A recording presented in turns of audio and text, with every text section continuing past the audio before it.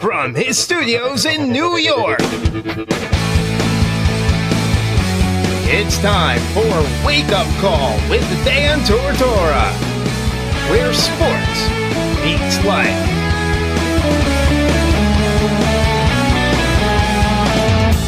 Here's your host, Dan Tortora. What is up, people? Welcome here to Wake Up Call with Dan Tortora on wakeupcalldt.com, your one-stop sports shop, and on mixlr.com/wakeupcalldt. I want to give a big woohoo to this morning. I'm very excited to be back here. As you know, for those of you that have followed along on Facebook at wakeupcalldt, on Twitter at calldt, on Instagram at wakeupcall_dt, the man's been traveling. Okay, been traveling a lot going on, lot to do, yada yada, and the yada yada. So, traveling, not feeling well. It got on a brother. So, I'm happy to be here with you this morning. I feel better. I'm not traveling within the next 2 days, as far as I know. So that's a good thing too. So it's nice. It's nice to be here. It's nice to speak with you. It's nice to have you here this morning. So I'm happy to be here with you all. And I want to wish you a very happy Monday morning. So for those of you that, were sad about, schedule changes and whatnot to the show due to travel, now we are Monday through Friday from 9 a.m. to 11 a.m. Eastern Time. And during the tournament and whatnot, that changes from time to time, but we are here, and this is back to normal, which is good stuff here. So, 9 a.m. to 11 a.m. Eastern Time, mixlr.com/wakeupcalldt, and as you know, Monday through Friday is the way that we go. So, welcome back here to the broadcast. Hope that you're all doing well. And I appreciate you listening into the show this morning. We got a jam-packed show. We have some news about Chick-fil-A Cicero and its connection to Wake Up Call with Dan Tortora. And on top of all of that, we are going to be unveiling for the first time ever the Chick-fil-A Cicero commercial, which I created right here for you. So this is a Wake Up Call creation. The commercial that you will hear was produced and put together, edited, and everything by Wake Up Call with Dan Tortora, by yours truly. You're going to be hearing that in just a little bit, and I'm very excited to unveil that to you for the first time ever. So that'll be coming up in just a little bit here. And the morning menu, before I announce everything that's coming, why don't we let you listen to it, and then we'll make it happen. Here on Wake Up Call with Dan Tortora, Monday through Friday from 9 a.m. to 11 a.m. Eastern Time. We like to start off the show by giving you our menu of topics. The morning menu, that is. Live now with the morning menu is Dan Tortora.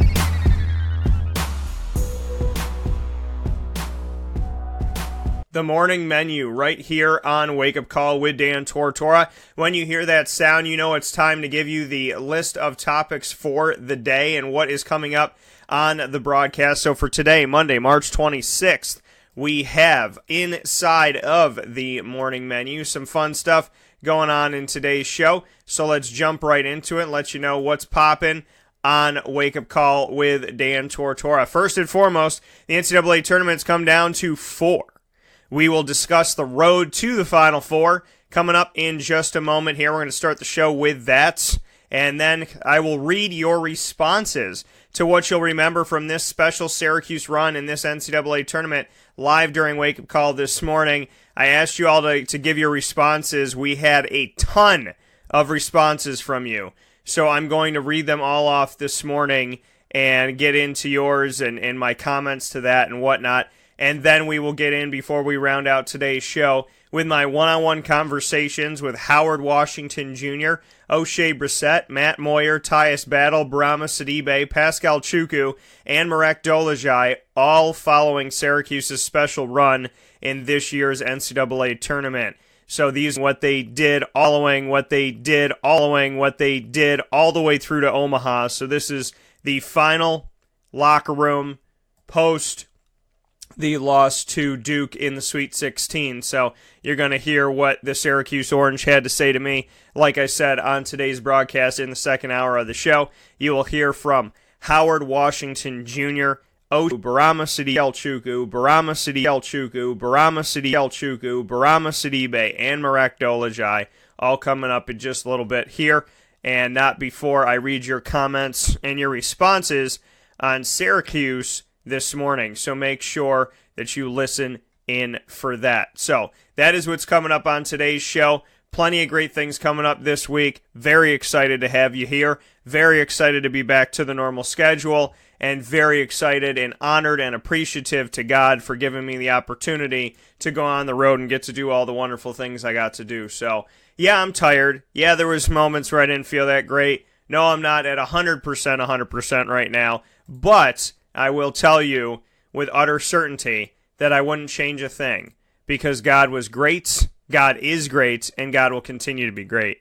And all the blessings that he gave me on my trip, we will never go unnoticed, underappreciated, or not respected. So thank you to God for everything that you gave me on this trip, including peace of mind, which most of all, that went such a long way with me. So thank you so much, and I love you for that. So thank you. With that being said, let's jump into tourney talk and what has happened here on your bracket that, like many, is probably beat red and not in good shape right now, and that's okay. That's okay. It's very funny to me how I could have easily picked Kansas because I had Kansas and Duke. So I look at this bracket. I had Villanova, and the funny thing about this is I chose Virginia to beat Villanova, and knowing that Villanova scores, can score 75, 80 points a game.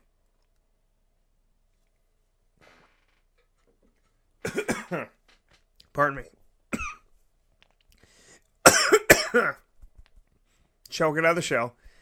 Oh, I'm sorry. Woo. Told you. Still not feeling 100%. So the body is not completely back here, and thanks to live radio, got to choke a little bit here on the show. So hope that your bracket is still alive, still well, and still functioning.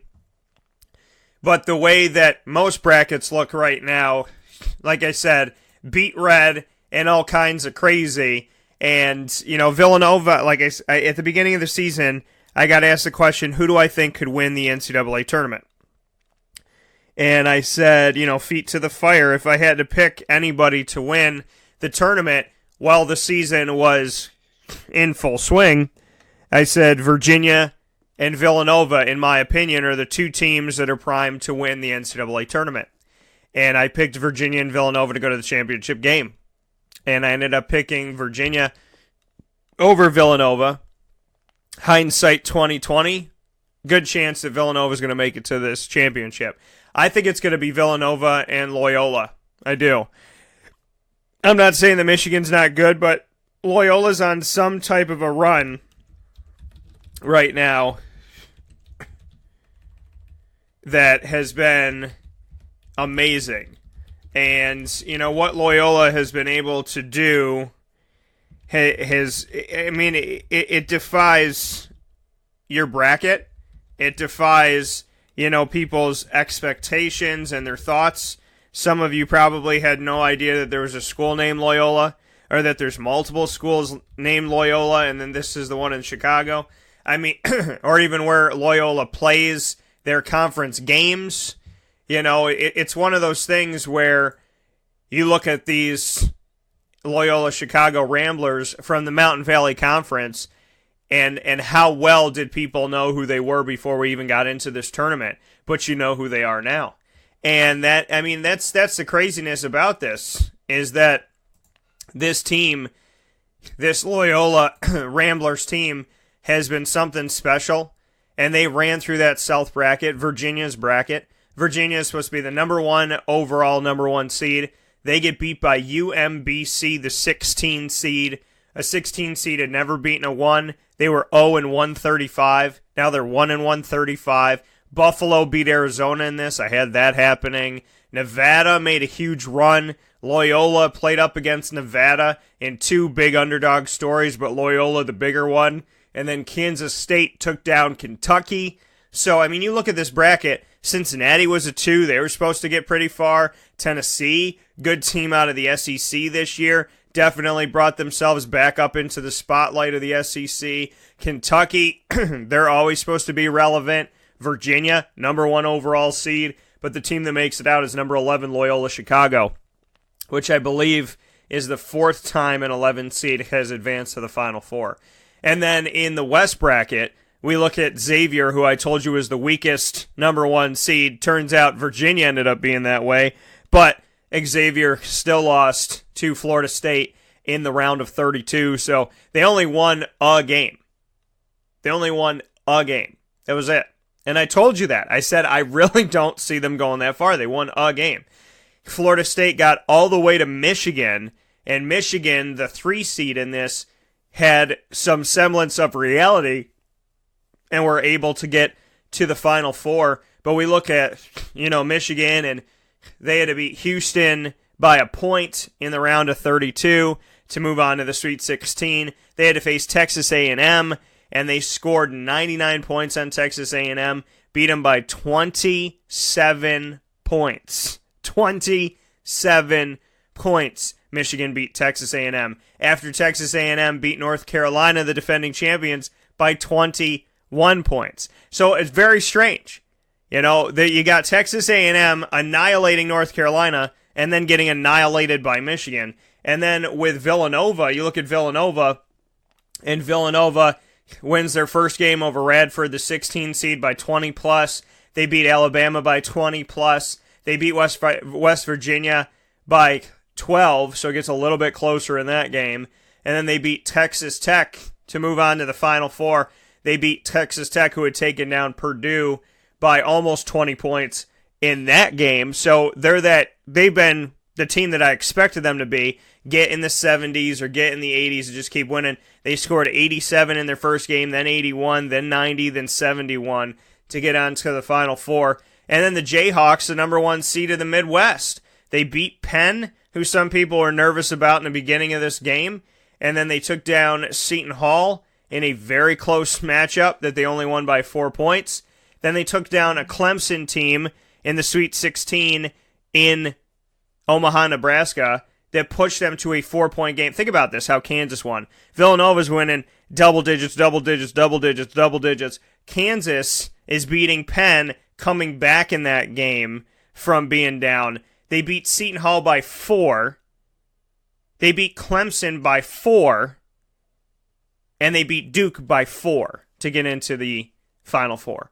So it's just really interesting how these teams do what they did, right? Loyola Chicago won their first game by 2 points, their next game by a point, their next game by a point, and then beat Kansas State by 16. So finally got that double-digit win to go to the Final Four. And then Michigan takes advantage of a Texas A&M team who got up big on North Carolina, and they beat them big to move forward. And then they take on Florida State, and they beat Florida State in an ugly game, 58-54, to get to the Final Four. Then you got Kansas winning their last 3 games by 4 points, and you got Villanova spanking everybody. So it's just interesting how people got here and the roads that they got here and just what these teams look like at this point. Villanova looks like Villanova. Kansas looks like Kansas did this year because they lost some games, they won some games, so they're squeaking by. They're getting away, they're getting by. They're outlasting teams. Villanova's annihilating teams. Michigan is surging late and doing what they need to do, but they've been up and down in scoring. And Loyola was close game. Let's break out and win this damn thing and go to the Final Four. So Loyola looks like they're playing their best basketball right now. And the Final Four is Loyola Chicago, Villanova, Michigan, and Kansas. Who would have thunk it? Now, there's some people that every year pick number ones. So you had half the bracket right if that's something that you did. You had Villanova, you had Virginia, you had Xavier, you had Kansas. So, you were right to an extent, obviously. and and things worked out for you somewhat this time around. So that's a good thing. But ultimately, you have to make these choices to the best of your ability. And when it comes down to it, it's called March Madness for a reason. There's a reason why it's not easy to pick the bracket. There's a reason why year to year, people are kind of scratching their heads going, I thought I made good choices here. I thought I picked the right people. I thought I knew what I was doing. Dan, I thought I had it. And the fact of the matter is, every year is crazy. But I told you that this year was going to be the year of the upset during the season into the NCAA tournament, more so than any other year. I said I just had a feeling that this was the year where we were going to scratch our heads a little bit more, be confused a little bit more, and I was going to be more pride-filled in these universities that don't get the respect that they deserve. So, this to me has been a great season because it has been so different. It has been so crazy, and I love the craziness of March Madness. I love what it does to teams. It means a lot to me as a broadcaster to be able to speak on somebody different right now and see somebody different right now and be able to, speak on Loyola Chicago and what Loyola Chicago can bring to the game and what they can do and how they can create and how they got here and to tell their story, because that's the thing is, it's one thing to look at these games and say, okay, well, these are the teams that are supposed to win. But you know me, I don't like saying mid-major. I don't like saying low major. I like giving respect where respect is due. And to give that respect where respect is due, for me, it's fun to see these teams win games that they're quote-unquote not supposed to win, because it makes it exciting. It makes the whole tournament something special. And the thing is, people say, well, if my teams lose or my bracket's busted, I'm not going to watch the tournament. Yeah, you are. Yeah, you are. We always end up watching it. Who had Loyola Chicago? Nobody. Almost nobody. Probably nobody.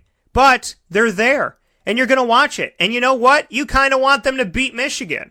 You do. And if you're a Michigan fan, you want Michigan to win, but if Loyola wins, you kind of don't feel as bad as you would feel if the other ones had gotten in. And if it was Virginia. The right side of the bracket looks normal. Number 1 and a number 1. The West, with all the craziness, somehow came out okay with Michigan, but still underdog a little bit. The South bracket, total annihilation. Buffalo, Nevada, Loyola, Kansas State running the show. And that's what makes it awesome. And that's what makes it interesting. So, this tournament has been more than exciting for me. I'm out on the road covering these games. I'm in Dayton, Ohio for the first 4. I'm in Detroit for the round of 64 and the round of 32. I'm, out in the Sweet 16 Elite 8 area, the Midwest region. I'm out in Omaha, Nebraska, getting out there for the Sweet 16 and Syracuse there and whatnot. So I'm covering all these games, and I'm paying attention to all these teams that are in front of my face, but I'm also rushing home to the hotel and turning on the TV and wanting to see what happened, and paying attention and going online and looking at this, looking at that, and going through the airport and watching the TV as I'm going by on the People Mover, looking at Loyola and what the score is, and leaving my gate so that I could go, because my gate didn't have the TV on to Loyola, so I left my gate and went over and sat at a different gate, and then I'm like, okay, I probably have to go to make sure I get on my flight, but I left the gate so that I could watch the game, because I'm a fan of it all. I'm a fan of every single part of March Madness. It's not just, the team you cheer for in the comfort of your own home, or what does your bracket have, or this and that. To me, I'm just a fan. I'm a fan of college basketball. And I love the fact that, this year has really turned out to be what I thought it would be, and so much more than that, which is the year of the upset, the year of the what the hell's going on. And that's the beauty of it all, is it has been such an amazing season for Kansas State to show up outside of, to be in the Big 12, and for Kansas State to show up as much as they did, to, Loyola Chicago and their story. They are the darlings of the dance. And how about this, folks? The last time they made it to the Final Four was 1963. And they won it. The last time they went to the Final Four was in 1963, and they won the NCAA tournament. They won whatever it was back then. It was obviously not called March Madness and whatnot, but they made it to the Final Four in 1963, and they won it all. And coming from the Missouri Valley Conference, that's where Wichita State used to be. So Wichita State leaves, and we know how good Wichita State has been, and we know Wichita State in 2013 made it to the Final Four with Syracuse, and ironically Michigan, and now here we are again. How crazy and how interesting is that? The last time Michigan made it to the Final Four, it was in 2013. Michigan makes it, and they make it with Wichita State from the then Missouri Valley Conference when Wichita State was in there. Now, Wichita leaves, goes to the American Athletic. Loyola Chicago steps up as top dog in the Missouri Valley, and they're there with Michigan in the NCAA tournament. I find things like that interesting. And Sister Jean Dolores Schmidt, she is somebody who reminds me of my grandmother. So, for me, she is a very, very special lady. I feel like they're making this run for her and for them and for God, and it's just, it's an amazing story to tell. And I can't get enough of it. I'm trying to find the perfect words to describe this year's NCAA tournament, but it's like, people were bamboozled. It was ginormous. I mean, it's like I can't even use normal words and normal vocabulary because it wasn't a normal NCAA tournament. It was fun. It was exciting. It was exhilarating. And the thing that was so cool was that 2 years ago, when I covered Syracuse all the way through to the Final Four and was in, let's think of where I went here, St. Louis, Chicago, and Houston, when I was going through that run, that was the year that I picked Stephen F. Austin and Northern Iowa and Hawaii and all this, and my 14 seeds and my 13 seeds were winning. I think I had, out of crazy picks, I think I had them all right except for 2. So, those are the things that you live for, is seeing, obviously everybody wants their team to win, okay? You want your team to win. That's a normalcy. But if you go back and look at this year and say to yourself that you weren't excited with these games, and, I will say this, the bracket that Syracuse was in, the Midwest bracket, that's the one that was the cleanest one for me. I had Kansas beating Penn. I had NC State beating Seton Hall, so I had one wrong in the round of 64.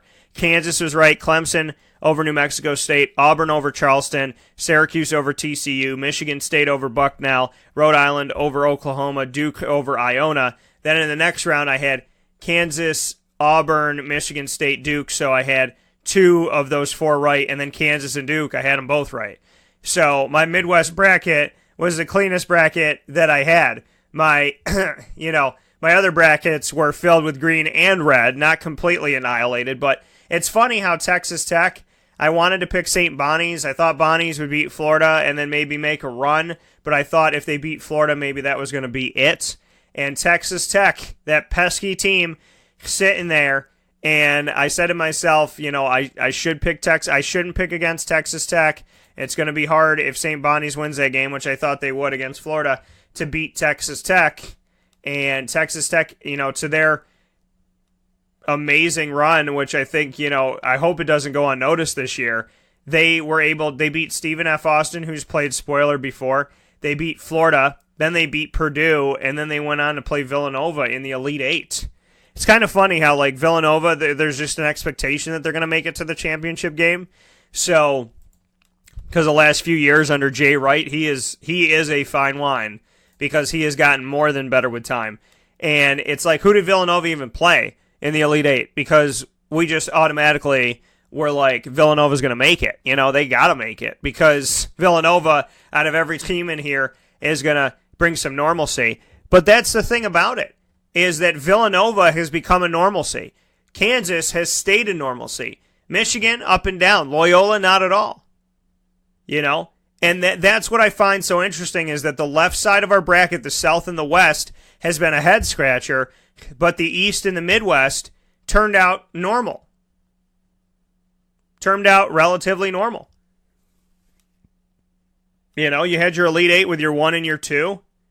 In the Midwest, you had your Elite Eight with your 1 and your 3 in the East. And your 1s took it. So you got 1, 1, 3, and 11.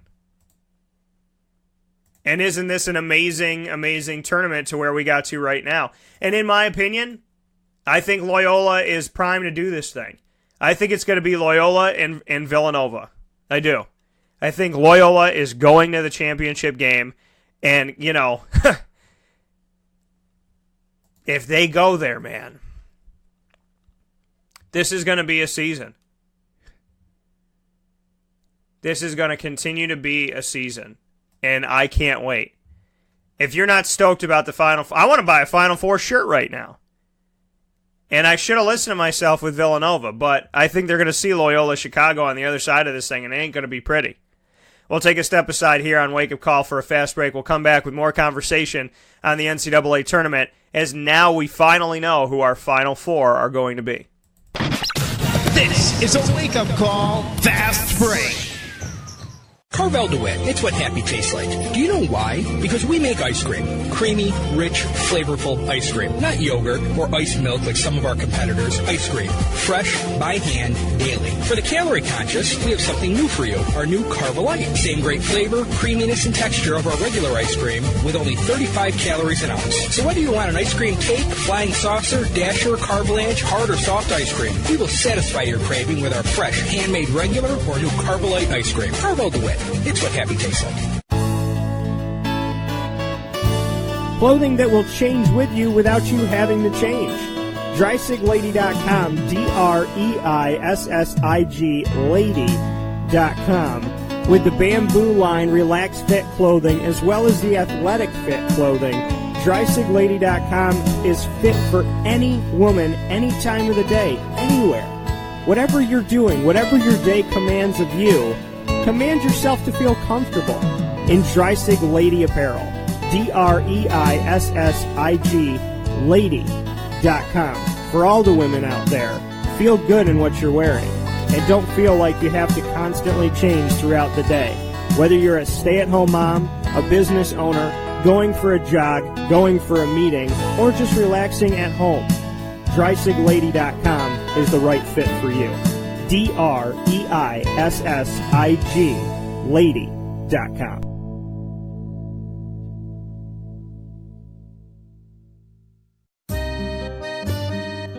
This is Lawrence Papaleo, licensed real estate salesperson for Gilbo Realty. Call our home office at 315-752-9513, or better yet, call or text me directly at 315-748-2524. Let me ask you a question, Lawrence. If I needed you to help me buy a house, find the right place, could you help me do that? Joe, I'll help you find your dream home. You don't ever say my name on the radio, never. If I needed to sell a house, could you help me go about that the right way? Yes, I can. How do they get a hold of you? Call me directly at 315-748-2524. But you also do the commercial property. So if I got a business, couple businesses, got to take one here, move it over there, do this, do that, are you going to help me buy and sell my commercial property also? Yes, sir. I like that. What's my name again? I have no idea. Absolutely, but they need to know your name, so give it one more time. This is Lawrence Papaleo, licensed real estate salesperson for Gilbo Realty. My phone number is 315-748-2524. Why don't you tell them your name one more time and that number so we can jot it down? This is Lawrence Papaleo. Call me or text me directly at 315-748-2524. Welcome back here to Wake Up Call with Dan Tortora on wakeupcalldt.com, your one-stop sports shop, and on mixlr.com/wakeupcalldt. Proud to be here with you this morning and every Monday through Friday from 9 a.m. to 11 a.m. Eastern Time right here on mixlr.com/wakeupcalldt. So I am reading your comments right now live on the show as we continue here in the morning menu inside a Wake Up Call. I'm reading your comments on what you will remember most about this Syracuse Orange season. So very excited for this and very excited to share these with you. This is what the fans had to say about Syracuse. So let's jump into it. Putting this out here right now, letting everybody know, because I know that a bunch of you that had made comments about the season obviously want to hear them this morning. So I'm putting a little message out there for you so that you all have this and that you know what's going on here, and so you can get all the information that you need on where to listen. So sending this out to everybody right now on Twitter and Facebook to read your comments on what you'll remember most on this Syracuse Orange season, and what your biggest takeaways are going to be from this Syracuse Orange season. So I got a bunch, and I tried to reply to every single one of yours. There was so many people that wrote in, it was ridiculous. I want to say that we got over 50 comments or something crazy like that. So I'm going to get into it and read them off to you right now. I want to make sure that everybody knows here what's coming. So, but your comments on Syracuse's season, what the fans had to say about Syracuse. And I'm going to start with some of the comments that I received on Facebook. So let's get to those right now so we can jump into this thing and share those with you. So this is what you had to say. Once again, these are the fans' thoughts. I asked the question right after Syracuse had lost to Duke in the Sweet 16. I put, all I'm asking is to share this. I said, good evening all. I'm asking to share this live on my show. What will you remember most about the Orange season? And this is what I got. From John, he said, hustle and heart. Being an underdog pretty much all season and proving people wrong and earning the respect of this fan base in the country.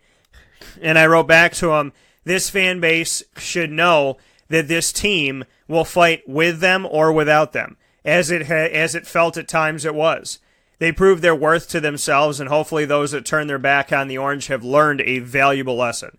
Kim said, watching these young men react as Syracuse was called out as the last team in, and I said, happy moments are what bring us together. We must come together in the tough ones as well. Lisa said, how fans all across the country bleed orange, and then being a play-in team and making it to the Sweet 16, a remarkable season. Jake said the consistent inability to rebound. So Jake took a little bit of a different approach, not the most positive of approaches, but he had a point. Did he not have a point? He had a point. This team struggled to rebound. They did. They did that hot potato thing where they would get their fingertips on the rebounds, but they wouldn't rebound the ball outright, and that obviously caused some issues for Syracuse. So, the inability to rebound, even though most people wrote positive answers here, you can't you really can't refute what was said there. The team needs to get better in rebounding. That's a for sure. Melvin said, picking Michigan in my bracket, but rooting for Cuse and watching the whole sloppy game. Team T said that this was, without a doubt, Boeheim's best coaching performance in his long career. Kudos to him and his dedicated staff. Sarah said, the way they stepped up during the tournament, they played so well, kept a good attitude, and put their whole heart into it. It's very true. The comments Boeheim and the guys had after the Duke game really spoke volumes about how they came together as a team. And it's true. They care and they love each other. They care and they love each other. And that is something that can never go unnoticed or understated. This team cares and loves each other very deeply, very truly, very honestly, and they're willing to fight for their brothers. And that's something that you just can't buy. Dan said, not me, this is Dan P, said, me, just a reminder how much I detest Syracuse basketball and Jim Boeheim, but that's just me. So, got a little bit of a bitter guy right there. Barbara said, the Orange support continually throughout the season. I'm sure it means a lot to each and every player and coach. Also, Cuse's reaction when they were 68 in the picks to play in the NCAA tournament. So proud of Cuse. So yet another fan that is celebrating and appreciating how Cuse celebrated getting into the tournament. So those are a bunch of your comments. We have so many more. I got to roll into all of these right now. So let's see what I got here. I want to make sure I get to every single person's comment on Syracuse. So let's see what we got here. I got 2 more here that came in from Sandy. Their heart. People forgot these are kids. We all love going to the games and the excitement in the dome. And these kids are the ones getting us through the winter. Kudos to them and their parents. And I agreed with Sandy. I said, yeah, they are kids. And they play half their collegiate career if they stay the whole time. They play half, if not 3/4 of their collegiate career as teenagers with people screaming at them and booing them and this and that. It takes a lot to, as an adult, take people screaming and booing and heckling you. Try doing it when you're 17 years old. And these kids do it. And they did it very well this year. And then Cuse Nation podcast said the way this team fought, so much heart. They never gave up. Believe they could beat anyone despite the adversity they'd need to overcome to do it. Absolutely, and amen to that. Ecto Cores said, don't forget what I wrote you after the game. So you have to get to Ecto Cores this thing. We have so many messages from you all. I cannot, we talk about Syracuse fans being everywhere, and we talk about Syracuse fans always being responsive and just, their support for the team and this and that. It's like this, when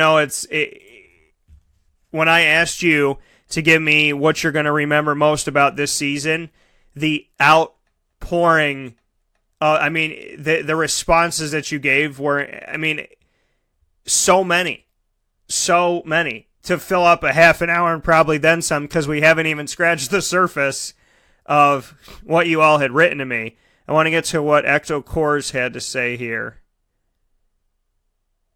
Let's see what he had. Let's see. He said, send my regards to the team, proud of this crew. He had sent that to me, and how proud he was of this team. Actually sent that while I was walking into the locker room. And I did tell the guys that, I congratulated them. I congratulated one of them on the game that they lost, because of the effort and just everything that they did to get there. Let's get into, there's so many more on here. Here on Wake Up Call with Dan Tortora, I'm reading your comments this morning on a question that I posed to you about Syracuse this season. I said, what are you going to remember the most about this Syracuse Orange men's basketball season? And you all answered, and not only answered, but answered in just like droves and droves and droves of people. So I read off a bunch of things that you had to say. There's so much more coming up here, and we're going to get to those in just a moment. We're going to take a step aside here on Wake Up Call with Dan Tortora on wakeupcalldt.com, your one-stop sports shop, and on mixlr.com/wakeupcalldt. I think it's time that we unveil this Chick-fil-A commercial that was created right here on Wake Up Call. This is my commercial that I made for them, edited right here, Wake Up Call with Dan Tortora. So I want you to take a listen in to this Chick-fil-A commercial inside of this fast break, created and aired right here on Wake Up Call with Dan Tortora, being unveiled right now. This is a Wake Up Call Fast Break. This is Jimmer Sikowski, owner-operator of Chick-fil-A Cicero, 7916 Brewerton Road in Cicero, right in front of the Home Depot. I had a deep feeling that God wanted me to do something bigger with my life and to help people, help others. He kept putting Chick-fil-A in my life, and I realized as I was going through the franchise selection process that positively impacting the lives of others was really core to what we do here at Chick-fil-A. First of all, it starts with the food. The food is brought in fresh daily. We bring in local produce. We prepare to order in the kitchen. We hand bread our chicken. We hand spin our milkshakes. It's great food. It doesn't taste like fast food. I think the second thing is the way people feel when they come in a Chick-fil-A restaurant. It's different. We try to treat people with intentional kindness here, which is very different and deeper than good customer service. And so I think it feels remarkable for most people to come in a Chick-fil-A restaurant. And then lastly, the impact that we try to have in the community is very different.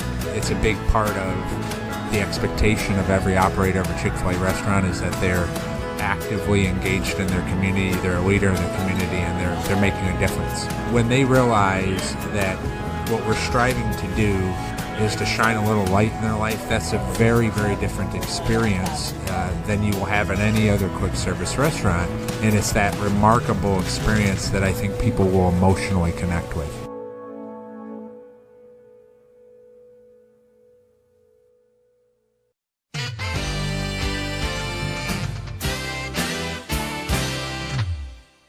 Hi, this is Domenico Vitali, owner of Giovanni's Formal Wear, where you look great and feel even better with our renowned tailoring and alteration services on any suit or any tuxedo from anywhere. Call 315-455-8729. That's 315-455-8729. Stop in locally on Route 11 in North Syracuse, next to the Ponderosa Plaza, where you can choose your style, get fitted, and tailored, all at Giovanni's Formal Wear.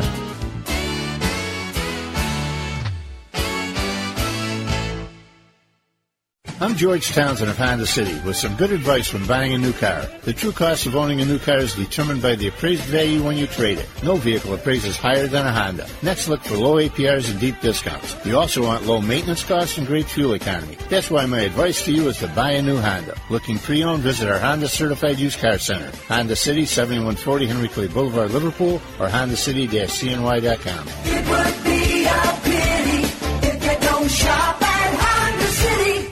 For all of us that have always wanted our favorite restaurant to come to us, it's now a reality in Central New York with It's a Utica Thing, with Utica Pizza Company bringing their wonderful recipes that they've handed down through generations to you, to your event, to your business, to your home. It's a Utica Thing, proudly bringing Utica Pizza Company on wheels to your location. Call 315-738-8946. That's 315-738-8946 to bring Utica Pizza Company to your doorstep with It's a Utica Thing. Welcome back here to Wake Up Call with Dan Tortora on wakeupcalldt.com, your one-stop sports shop, and on mixlr.com/wakeupcalldt. I have not felt good. I've traveled all over the place. I've been stuck in airports. But you know what, folks? Life is great. Life is wonderful. God sent me so many blessings on the road. I got to meet so many good people. I got to share my show and share my thoughts and my feelings, as well as hear what other people do for a living and hear their thoughts and feelings while I was on the road. And whether I was on a plane or in an Uber or at a game or whatever it may be, I got to meet so many of you, and I hope that you're listening. Because, you know, I did hand you the card and say that I hoped you tuned in, and I really hope that you do. Because the people that I got to meet, you know, just good-hearted, kind people who are out there busting their tail and doing what they can do, and at the same time, you know, talking to a stranger, and all it takes is a hello. And when I was going down to Omaha, my first flight, I sat next to somebody, and I decided to say hi. And if I never had said hello, we probably would have been on a flight together for a couple hours in silence. But because I said hello, God only knows, and sky's the limit to what that conversation is going to turn into. I will tell you that it turned into some really good advice for a man that really needed it, me. And a connection that I think is going to go beyond even him and I speaking with one another. So, I mean, it's been special. It's been really special. And I will take that with me. And all the blessings that God had sent my way. All the things that just happened to work out. The hotel rooms that were beautiful. I mean, in order for me to get to that game, to cover the game of the interviews you're going to hear in just a little bit, in order for me to get these interviews that you're going to listen to in just a little while here on the show with the Syracuse players, in order for me to get those, I had to fly from Syracuse to Minneapolis, Minneapolis to Des Moines, Iowa.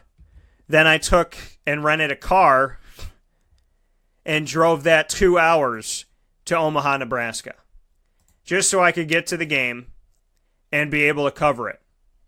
Not knowing if I was going to be able to see all of it, any of it, part of it. And not only did the game start like 20 minutes late, which was a huge help for me, it's it's things like that, you know, where I don't expect these NCAA tournament games to start on time based on history. But for God, I was like, you know, God, I was like, if the game starts at 10, which was 9 p.m. their time in Omaha, I said, if the game starts at 10, that would be perfect for me. Because then I'll have an opportunity to get there with all this traveling and all this craziness that I've done all day. And sure enough, the game started a little bit after 10. So it was supposed to start at 9:37. It got pushed to 9:59, which ultimately got pushed a little bit past 10 o'clock. And, you know, I said to God, I was like, God, if we could just move it a little bit, if we could just make it a little bit later. Because I did. I drove in the dark from Des Moines, Iowa. Never been in Des Moines before. Didn't know where the heck I was going. Had my GPS, thank goodness. It was windy. It was raining a little bit. But I got there. 2 trains and an automobile got me to Omaha, Nebraska. Just to cover the game. Just to be there. Not knowing if they were going to win another game after that. Just to cover that game. So I want to thank God above all things. And if that offends you, if that makes you not want to listen to the show, I'm not sorry. Because that's what I believe in. And I know that without God, there's no way in heck that this man who didn't feel that well and was frustrated would have been able to get on with my trip. But I will tell you this. Even though I didn't feel that good, God made me healthy through this whole thing. Even though I didn't like that the trip was taking so long, God gave me a shot of reality over and over again to stop complaining and to see all the beauty around me. And every time I had to wait for something, and every time something wasn't made easy, and every time there was adversity, it came with a gift. It came with a gift. Every time God put me in a place to learn patience, to learn kindness, to learn how to deal with adversity in general. Whenever he put me in a place that I didn't necessarily want to be in, it was exactly where I was supposed to be. So let me say thank you to God for all the fun I've had on this trip and how exciting and exhilarating it has been to go from Brooklyn to home for a day and a half, to Dayton, Ohio, straight to Detroit, Michigan, to home for 3 or 4 days, and then on to Omaha, Nebraska. And even the way that I got home was crazy. Omaha to Minneapolis, Minneapolis to Albany, and then my wife came and picked me up in Albany yesterday, bless her heart. Bless her heart. So, and my dog came. Can't forget Lily. Thanks to Lily for driving half the way. But, you know, it's been such a trip. I'm so excited to be on. I'm so exhausted. I'm not 100% yet, and I know that. But if I can tell you that every little bit of adversity comes with a little chime, a little charm to put on your necklace, you know, I'd be lying to you if I said that didn't happen. Every time there's rain, there's a little rainbow that comes with every single one of them. And God sent me so many rainbows that I don't think I deserve. So I'll take those rainbows and I'll say thank you to God. Because if I've learned anything in the last 3 weeks, it's that I need to say thank you more and I need to complain not at all. Not a little bit less, not at all. Because complaining doesn't get you anywhere. And when life is this good and this wonderful, basically what I learned on this trip was put your money where your mouth is. You tell people to believe in blessings. You tell people to see positivity. To notice it when it's there. To look for the silver lining. and God sent me platinum lining, gold lining. So how can I refute it? And the only thing I need to do is apologize for being hard on God and and hard on others and hard on myself. Because it all worked out. And it got me home this morning. Got me home today to my family. So, big ups to G.O.D. because he is the best. Continuing on here with your comments on the question that I posed, what will you remember most about this Orange season? Christina put heart and grit. Never gave up. I'm proud to say I love Orange. And she didn't. She posted messages throughout this entire season saying, I know the team just lost. I know that this game was ugly. I know this happened. I know that happened. But I love my Orange. I love my Orange. I love my Orange. I'm going to love them no matter what. So, Christina, you are a true fan. And I'm going to shout you out here on today's show because I saw your messages throughout the year. And you never complained. Dan F. said, Dan F. as in Frank. He said how this team, in spite of all the adversity, grew and developed. They never gave up and didn't back down to anyone. They're one of the top teams in the country. That coming from Dan. Big words from him. Skip Tongue, love this name, Skip Tongue, said how they don't give up. Laura said they made a statement. Last in doesn't mean anything to them. They gave Duke a run for their money, too. True. David said, just when we started to get it right, it's over. Like reading a book with the last chapter torn out. Very good analogy. Looking forward to tip-off next year to see how the story ends, as there were no seniors to lose from this team. Just miss looking forward to the next game. As do many, David, and many, many, many more after the run that they made. Randy said, for me, two things. Number one, the emotional comeback win over Georgetown in their arena. And number two, Tyus Battle's mid-range jumper in the final minute to bury Sparty. That happened on my side when I was looking down from the press area. That shot happened on my end where the basket was. The step-back jump shot by Tyus Battle when I was like, I think that was like reason number 2 or 3 that I was like, Syracuse is going to end up winning this game over Michigan State. Dominic said beating Georgetown. Simple as that. Just beating Georgetown. That's it. What he'll remember most this year is beating Georgetown because that rivalry never dies. Don said development of Dolezaj, potential of Brissett, and a lot of heart. It's true. Dolezaj developed very quickly toward the end, and the potential of Oshae Brissett, listen, you're going to hear what Howard Washington has to say to me about that. I'm not going to spoil that, but just listen. Eric C. said Marek coming out of his shell. That kid is going to be special before he leaves.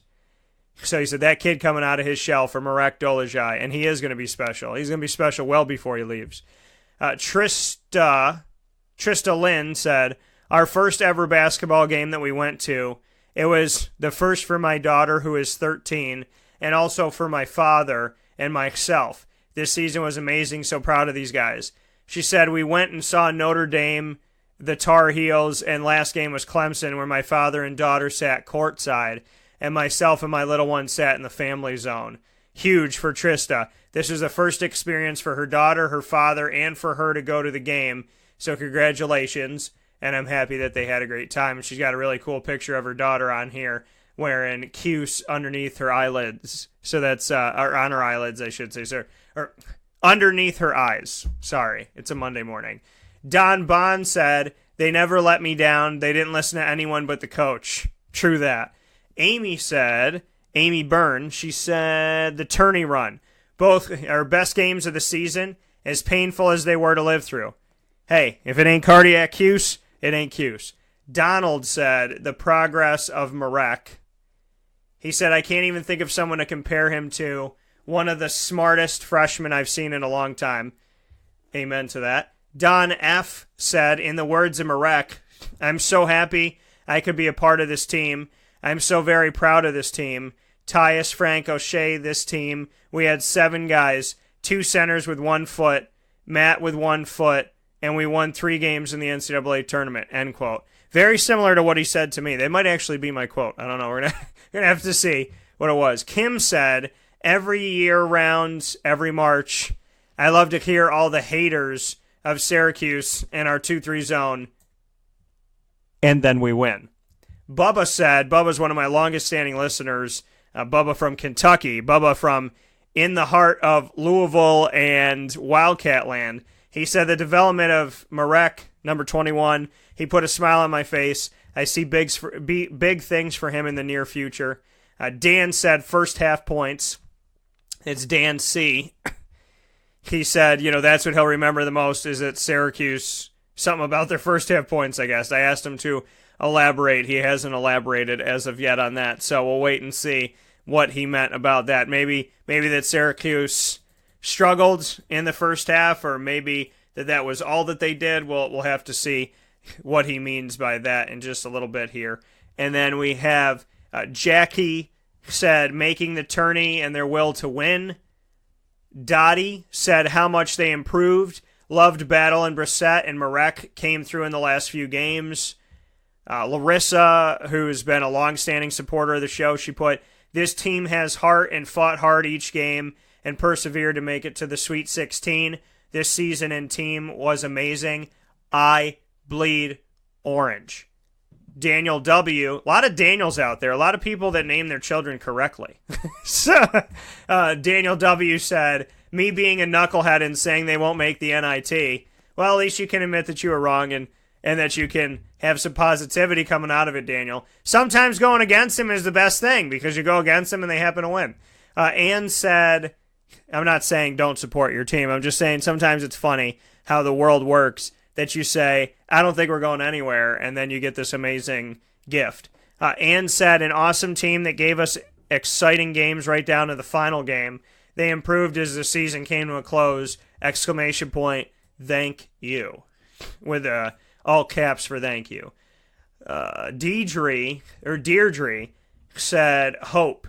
I'm fourth generation Syracuse. I can't remember a season that was a toss-up. No really big names, no big seeding. Guts, hard work, and hope. Matt said, the shock and joy of seeing Syracuse pop up on Selection Sunday. Same for the team, brother. Mary Beth said, I'll remember the heart of this team that never quit and never gave up on one another. And then Tim K said, the defensive rotations in the tournament, the ability to seemingly predict a pass and get out to contest the shooter time after time after time, making good shooting teams bad shooting teams. Also the fact that for some reason every team had a quote-unquote bad night against SU when it actually was great defense. So that's awesome. I love it. That was great. So those were all of your responses, and I'm sure there'll be more coming in, but that laundry list of responses took up a good chunk of the show, and that's because Cuse Nation and Orange Nation is proud and it is massive, and they come to play. When I asked you to give me your thoughts, you not only you didn't give me a few, you gave me many. So when I asked Syracuse Nation to come out and share their thoughts on this season, you came out in droves to give your thoughts, and let me give you a big thank you for that. I appreciate that tremendously. That everything I just read out, that was all from you. That was all you. That was Twitter, Facebook, Syracuse Orange Empire, which Wake Up Call with Dan Tortora is connected to as an administrator of the group with the other great administrators like Joanne and company. And then obviously Wake Up Call with Dan Tortora on Twitter, or on Facebook at Wake Up Call DT. On Twitter, it's at Call DT. So you all, I mean, to everybody that gave their responses to what they'll remember most about this season, once again, I can't thank you enough. That was tremendous. Absolutely tremendous. And Ecto Coors said, let's see what Ecto Coors had to say here. He said just now, you know what is refreshing about all of this is the amazing outpour of support from the fans. Absolutely. It's Cuse family for life. That's what it is. You know, you talk about all the fans that don't believe and don't this and don't that and that boo the team and yell at the team and turn their back on the team. First of all, that's not a fan. You need to check yourself, okay? That's not a fan. If your mom says she's a fan of you and you get an F on a test, She's not booing you and throwing popcorn in your face.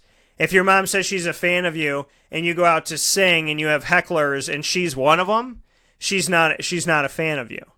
You know what I mean? Like, you wouldn't expect your children to boo you, your parents to boo you, your husband and wife to boo you. So, you know, that's what it comes down to. You know, mom doesn't go out there and say, I love you, baby, no matter what you do, unless you fail and lose a game and then I hate you for the rest of your life. You know, that's not a good mother.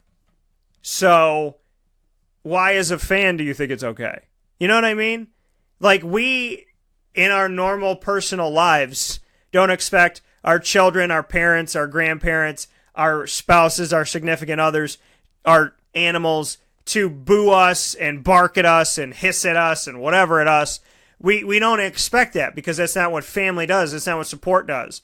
So if you say you're a part of the Cuse family, you should not be booing the team unless, I mean, if the team is out there punching people in the face and wreaking havoc, I mean, that's not Syracuse's way, but I'm just saying. I mean, that's not the Syracuse team, but if this team is going out, doing everything that they can, fighting as hard as they could fight, giving it all that they have, and doing things the right way and not breaking the rules and not being cheap shots and not doing the booty Grayson Allen bump and all that stuff. I mean, when you look at Syracuse and how hard they fought this season, I know there were people that turned their back on them. There's people that turn their back on Syracuse every year. If you want to see people turning their back on Syracuse, just go to any football game ever in the last decade. But what it comes down to is you're either a fan or you're not. You're either a supporter or you're not. You're not a fair weather supporter. You're not a fair weather fan. Because those people are detestable. They're disgusting. A fair weather fan is disgusting. And if I'm offending you, you're a fair weather fan. If I'm offending you with this PSA, well then wake the heck up. Because fair weather fans, you should know something about Syracuse. The weather is not always fair. So this is not a place for a fair weather fan. It's as simple as that. The weather is not always fair, and so this is not a place for a fair weather fan. Fair weather means the sun is out and blue skies. When it's snowing, what do? Lock yourself in your house and pray that somebody comes and shovels you out of your driveway? I mean, come on. The truth of the matter is, when Syracuse is winning, everybody's a fan. But when Syracuse hits adversity, when things don't work out, when there's no star players, when it's this, that, and the other, what do people do? They freak out. They get upset. They get angry. They get mad. They turn their back. You're not, you know, you can have your opinions. You're more than entitled to have an opinion. You're more than entitled to go out there and feel how you feel. You are more than entitled to that. What you should not be doing is disrespecting and disregarding the team that you claim to love and support. Don't say, I hate Syracuse and I hate this team and I hate this season, and then go out and buy your Syracuse shirt and go, oh, I love Syracuse. I've always loved Syracuse. Because people know that you didn't. Here's the thing. People tend to always come back, right? People tend to always come back. They do. They tend to always come back. But this is a perfect quote that I just saw from Donovan D on Twitter.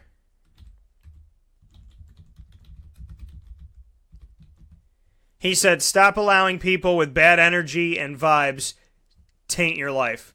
Stop allowing people with bad energy and vibes to taint your life.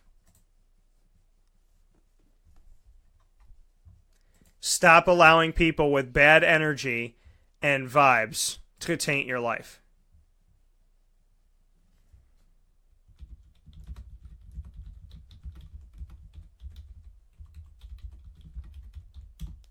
How true is that? Because Syracuse knew it. They said it to me in the locker room. They said, we know that we don't have everybody's support. We know that our own fans have turned their backs on us. We know that. They knew, those of you that turn your back on Syracuse, they know who you are. They know that. And they kept moving despite that. If Syracuse Nation should know anything, it's that with or without you, this team is going to fight. They don't need you to fight. You need them. You need them. They're going to fight no matter what. Whether 13 of you show up at the Dome or 30,000. They're going to fight. And they did. Because all the games that I went to, some of them had a good amount of Syracuse fans. A lot of them, it was kind of here, there, and everywhere. To the ones that showed up, God bless you. It was very hard to get to Omaha, Nebraska. But they were going to play no matter what. They were counted out by their own fan base. And they won anyways.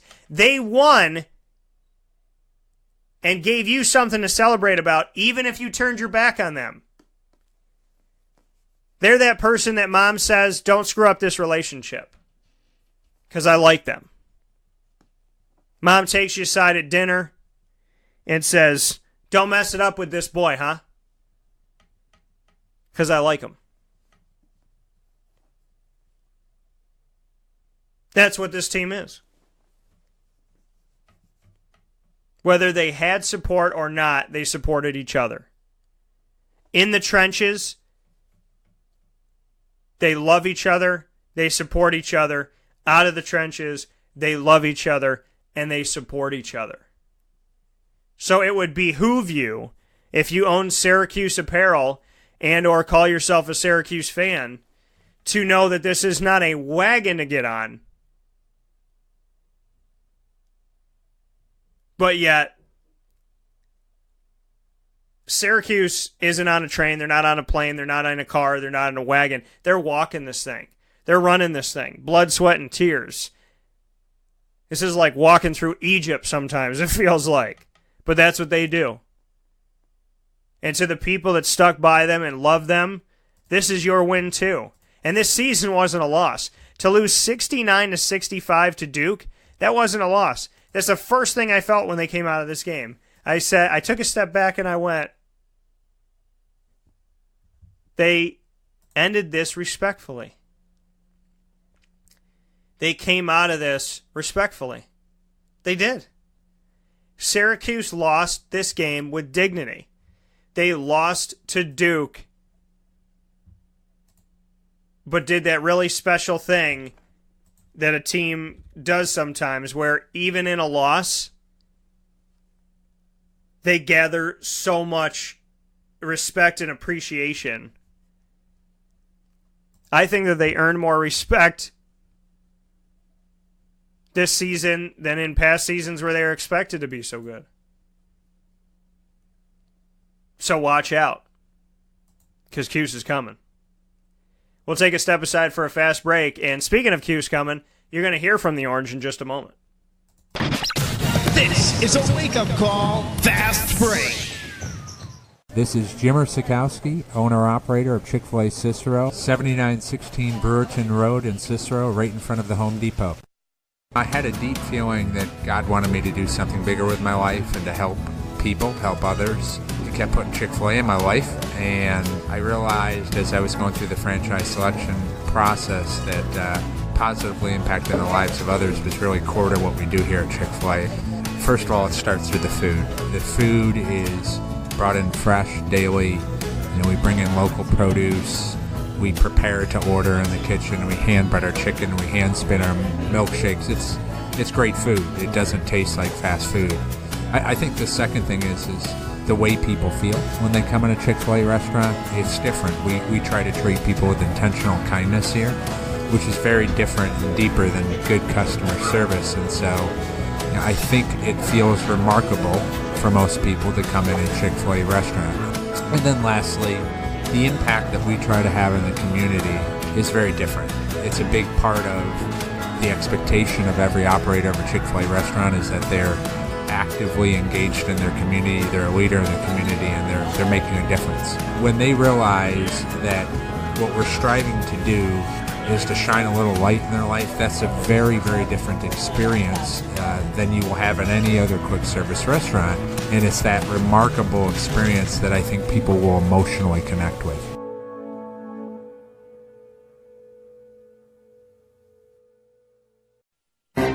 Gear up with the real deal at Dry Sig Apparel, creating what people are going to see and learn about you before they even meet you. Gear up for what you need for your team, business, or event. To look professional, look good, and feel good, outfit yourself at DrySigApparel.com. That's DREISSIG Apparel.com. The only place to gear up with the real deal. What's the universal language of a fan? Clapping your hands. With Fan Hands, the ultimate sports fan accessory, find your team color, slip them on, and start cheering on your favorite team with 11 different colors, always in stock on fanhands.com, where you'll find the ultimate sports fan accessory. Real fans wear Fan Hands. Utica Pizza Company spells family. Your family, my family, their family. The recipes that they have shared with each other throughout the years and have now been so gracious to share them with us. I can sit here and talk with you about all the great things that are on the menu. We'd be here forever. So let me say this. Utica Pizza Company is second to none. And now you can bring it home with you and you can dine in the restaurant. UticaPizzaCompany.com will give you all the information that you need. And let me say, these Utica greens, they're the best. Utica Pizza Company. Call them and place your order at 315-214-3060. That's 315-214-3060. Families break bread at Utica Pizza Company.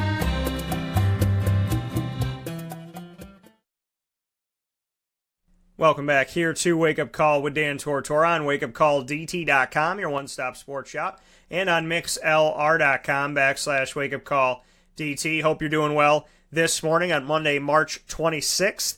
As we're going through NCAA Tournament conversation, reading your comments on what you'll remember most about this Syracuse season, and so much more, including, coming up right now, my one-on-one conversations with the Syracuse Orange team following their run to the Sweet 16. So their run to the Sweet 16 ended in the Sweet 16, and I have my conversations with them from Omaha, Nebraska, from the locker room. We're going to start off with Marek Dolezaj in our one-on-one conversation and what Marek had to say about this season, what his takeaways are of this being his first ever season in college basketball and getting to play in 4 tournament games, winning 3 of them. I'm really happy to be part of this team and really proud of this team, what we did, what we done, and nobody expected we can win 3 games in March Madness, but we won. We work out every day. All guys work out to get better in the game. I'm really proud of this team. You guys won 3 games in 5 days. Just what you could say about that, having a short bench. It's really tough, but all this season was playing 40 minutes. ACC is about travel, play every 2 days, every free day. It's tough, but I'm really proud we won really 3 games, 2 games in Detroit, 1 in Dayton. Nobody expected that. You went from Brooklyn and had a little break, Dayton, straight to Detroit, and then a few days in Omaha. Just what that all was to you. For me, like, I had the games, but I just had fun and play with the best team in the nation. What makes this team the best in the nation, in your opinion? This team, how we fight. Really, I think how we fight is we fight 40 minutes, and these 3 guys who played 40 minutes all the time. I'm so proud of them. And your jump shot evolved quickly in this tournament. Just what you could say about working on your jump shot. I work on it all the time. They changed my how I shoot at the start of the season. I work on it every day and try to make it better. And I try to make shots. You had a turnaround one-handed jump shot in this game too as well. Just what you can say about the confidence that you just continue to have throughout this tournament in your shot. I just feel more confident with my shot, and teammates more trust me. They pass me more balls, and they know I can make the shots. Oshae talked about Tyus and Frank being leaders. What can you say about their leadership? They're, I think, the best leaders that I ever had. They was really nice. They're always focused on what you must do, always told what you must do. They always talk something, and it will play good. They was happy with play bad. They were true leaders. What was the difference in this game? Because you guys came within one of Duke multiple times. What was the difference? What do you mean? Like, as far as what kept them in the lead, even though you guys kept getting close? We just fight and make some easy shots from middle of the zone. Because the middle of the zone was wide open, and we just make some shots. And then, what were you seeing from them when you were playing defense? How they were getting inside? They're really big, strong, athletic. It was hard. The center must be more down and block the alley up. Your family had to watch these games at crazy times. Just what you could say about their support. I'm so thankful for them. They're watching every day, every game. They watch during season every game. My father did, and I'm really happy. I have these parents. Do you plan on going back to? Are you going back to visit now that the season's over? I will go home after season. You will after school. How long do you go home? I'm not sure. Not sure. And then, how hard is it to be away from them? Oh, I'm good, but I'm happy to go home during summer and spend time with them. And then, just kind of looking forward, just how proud you are of these guys in the locker room as you move forward. I'm really proud. We have 7 guys, Bourama, Paschal, Matt, have problem with ankles. They hurt all the time something. Howard, knee. I don't know, I'm really proud of this team. That coming from Marek Dolezaj, heading back to Slovakia this summer to go visit his family. How about that? Heading back to Slovakia to go see his family. And I love that. I said, "How are you doing?" He goes, I'm good." I love that. I love that. Spoken like a true college kid. That coming from Marek Dolezaj. Coming up next is Paschal Chukwu in our conversation. Even though this isn't the ending they wanted, they kept the game close. This is what Paschal had to say about, pardon me, I want to get to Bourama before Paschal. Let me do that first. So, Bourama Sidibe, just his takeaway from this game, and then we'll get over to Paschal. This is what Bourama had to say. You can take away from them, they are a great team. So we just battled tonight. We gave everything we can, and they have a good team, so they deserve to win. You came within 1 point of them multiple times in the second half. Just what you can say about as close as you got, they were still separating it. That's the part of basketball game. So sometimes we just gotta play better defense. We did good tonight, but if we did play a little bit better, we could end up winning the game. Some of the turnovers that happened in the second half, do you think that that's ultimately the difference in the game, or is there something else that you took away? People can say anything they want. That might be different from some people. From my perspective, that wasn't different. So we battled tonight. We play hard as we can. So when you look at this season, this team has nothing to be disappointed about. It doesn't end the way that you want it to, but just what you can say about how hard this team fought and how many wins you took away from this? I thought that was a great season. We have basically 7 guys, and 2 of them are Ed, including me. So I think we had a great season. So we just gotta look forward for next year. So as a freshman, you were able to get 3 victories inside of the NCAA tournament, your first chance in the tournament. Just what you took away from being in the tournament? I think it was a great feeling, and it was a great feeling as a freshman. So be able to experience a little bit, be beside all the people here who has been longer than the team. So I think it was a great feeling for everybody. So for you, going up against guys like Wendell Carter Jr. and Marvin Bagley III, just what you could say about them? They are great players. Their teammates look for them every time. So whenever you play in defense, you gotta know that they're gonna look for them because they scored most of their points whole season. So sometimes they're gonna make a wide open shot. You can do nothing about it because they're gonna look for them every time. You had moments in this season that came up huge for Syracuse, and you've been playing the whole year not at 100%. Just what you could say about, now moving forward, getting your body right and coming back and being even stronger next year. It's gonna be very challenging for me next week probably. I probably might have to take a surgery next week, and from there I gotta work hard every day now to make sure my knee is right for next season. That coming from Bourama Sidibe once again. And coming up next here is his fellow center in the trenches, and that is Paschal Chukwu. And what Paschal had to say to me about the game not ending the way that they wanted it to against Duke, yet they kept the game so close. Just what he could say about coming off of a game like that, where they were able to just push Duke, but ultimately not overtake Duke in the game. I mean, it was one of those games. It was pretty close. Now I'm pretty sure both teams think they had it, and certainly we were confident. Going into the game, and we started off playing really good. Our defense was good. We were knocking down shots, but we had like a stretch when everything didn't go the way we planned, and I think that's when they just pressed on the pedal and never looked back. We had to kind of fight from behind, and it was pretty close. We were just, one or two plays away from winning the game, but unfortunately we didn't. So, it didn't work out the way we wanted it, but what can we do? When you look at going up against guys like Wendell Carter Jr. and Marvin Bagley III, just what you can say about what they did inside and just what it was to match up with them? I mean, obviously they're really good players, so when you're playing them, you have to kind of be on your toes, because one bad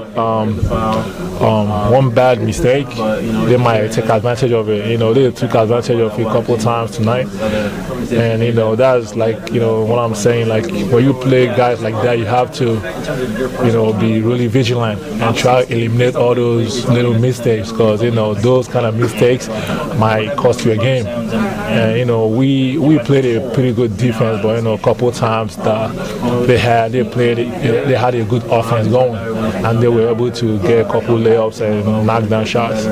But going like we had them where we wanted them, but we just couldn't finish. What was it about that? What was the disconnect that you said you had them where you wanted them, but you just didn't finish? The game was close. We set up good, and I think if we if like the way the game started, if we stayed like that, I think we'll have won, no doubt. But we just had that stretch when things weren't clicking for us, and we had to dig deep to find that again. But that time was too late, because they already had the lead and they just kept on going. Like we came back, but it wasn't obviously it wasn't enough. I think a couple down, they just had they eliminated all their mistakes, and they didn't let us. When we trapped, they got out of it, and we couldn't just make a good defensive turnover. And I think if we did that, I think we'd have had a chance, but they just made I should say good plays. Last season, your season was cut short, and then you had to have eye surgery. This season, you got to play a full season and see this team and help this team get 3 wins in 5 days and get to where you got to in the Sweet 16. Just what you can say about what you're taking away positively from this season. I mean, there's a lot to take away. I mean, I just thank God I finished the season, because last year was kind of tough, and to come back and play heavy minutes and still be somewhat healthy till the end, I'm really happy. Well, I mean, obviously I wish we went on the way, but obviously we couldn't do that. But it's time to get ready and for next year, and see what happens. Honestly, for me, just the pride you have in this team and the pride that you have in these players, to look around this locker room and know that sometimes you guys had to do it with 5 guys, 6 guys, maybe 7, and the fact that from the outside looking in, nobody wanted to give you, not a lot of people wanted to give you guys any credit, and you just dug deep and did what you had to do. I mean, you always gotta have people like that, people that are gonna say you can't do anything, other teams are better than you, but those guys are not the one playing, they're just talking, and we just try to not listen to those guys too much, and play the game. As part of this team, we had a lot of ups and downs, and we kept fighting. That's all we can do. Just ignore the outside noise and keep fighting. It shows every one of us play with heart, play 110% every time that we're out there, and we had success. Even though all those we had a couple step back, but we still had success, and we're still here. I'm trying to shout out my man, Coach Cabeles and Brad. They kept us in there. Brad made sure we're healthy, something hurting, you talk to him, he makes sure you're good for the next game or practice. And Cabeles kept us in there, kept our conditioning up. So I think without those guys, I think a lot of us we might not be here. They really helped us, get here. What can you say about going off of that respect with Bourama? Bourama didn't he played this entire season hurt and fought through it, had some big moments and big opportunities that he created for the team. Just what you can say about Bourama being a fellow center with you and knowing that he didn't have 100% of himself this year. I mean, I wouldn't say I know what he's going through, because I really don't. But him being hurt and still stay through it and practice, played. When we did what was required of him by this team, by coach. It really shows that he's in the beginning of the season I saw him play. He's a really good player, and being around him, you can see it really hurts him that he's not doing he's not 100%. He's not doing what he wants to do out there. But I think he's somebody to look for. Look out for next year, because when he's 100%, I think this team would have been a lot better if he was out there, but unfortunately he wasn't. But it shows a lot of heart for him to not quit on the team and still stay with the team, even though he was hurting. When he's out there, he's playing and still play to the end. It shows how tough he is. And it wouldn't be a conversation between you and I if I didn't bring up the free throws. So what does it feel like for you to be one of the best 7-foot free throw shooters in the country? I mean, you definitely feel good, because talking about it, I just had a flashback to missing the one I had today. But it does something I work on every day after practice. So I expect to make those. I can't be working on it that hard and miss him. So I shoot 100 every practice. I really work hard at those. So when I make him, I see a lot of people surprised, but personally I'm not, because that's something I expect from myself. This is a wake-up call fast break. Hi, this is Kira from Looking Glass Events, where we're always giving you a reason to celebrate. Whether you have a small business, large business, personal event, or wedding, we are available to plan and coordinate your dream event to life. Every detail, every step, Looking Glass Events is working with you all the way. Call us at 315-702-4653. That's 315-702-4653. Or contact us through our website, lgweddingsandevents.com. Looking Glass Events, giving you a reason to celebrate.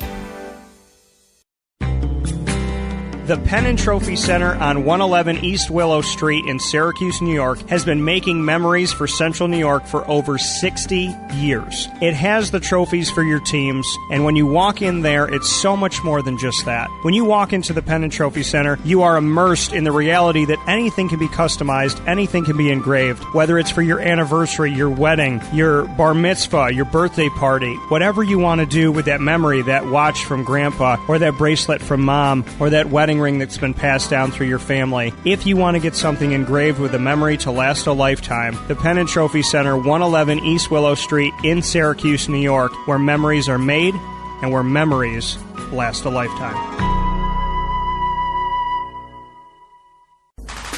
The Wildcat Sports Pub in Camillus, New York is located on 3680 Milton Avenue in the Home Depot Plaza. It is your family-friendly sports bar and restaurant. Folks, some sports bars aren't family-friendly. Some family-friendly restaurants are not sports bars. The Wildcat Sports Pub in Camillus, New York is proud to be both.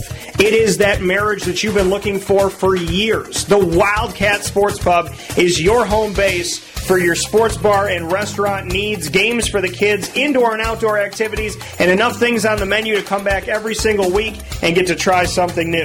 They're open Sundays from noon to 8 p.m., Monday through Wednesday, 11 a.m. to 11 p.m., and Thursday through Saturday from 11 a.m. to midnight. For reservations and party information, call 315-487-2222 for the Wildcat family-friendly sports pub and restaurant.